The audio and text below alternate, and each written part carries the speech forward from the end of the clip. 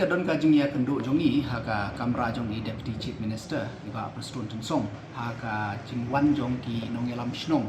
jong ka sinjuk ki rang ba shnong na ka Ribhoi district te ha ka ni ka jingya kendo adon langro I director jong ka tourism bat ki member tingi la ya discuss nakaliang jong ki kila pan snyo number 1 kalong ba nakaliang jong ki kwa hi ba ka tu ka project kan ne tang ba since ka don ka concern kam tam ngili ba don ki katu kini ki especially bat kini ki Green Tech Foundation ki bala stage ya ka hunger strike ba flag ya ka concern ya ka jing ka ecological balance ha ka tu island longkong deng te kila request ba kat yo tu ban nam kta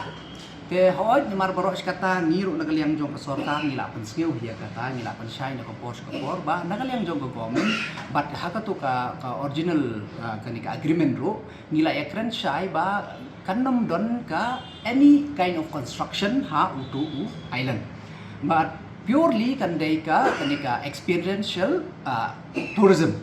kata kadai ka ngila pan shine ka por te mentang ngila iba khamtam kelawan ni kini senjuk kerang basnong kiba long ki direct stakeholder syakate ka thain tena kata ka daw te ngiro ngikwa hikum ka sarkar ban pansyai ban pentikna ba kum mangila kren mangimdon jimut ya ka ban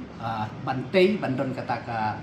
parliament ban structure hang tu tena kata ka daw ngikum ka sarkar ngila decide ban withdraw ya ulung pongteng na kani ka project te kata ketika confirmation ngaku aman ai bangila demnya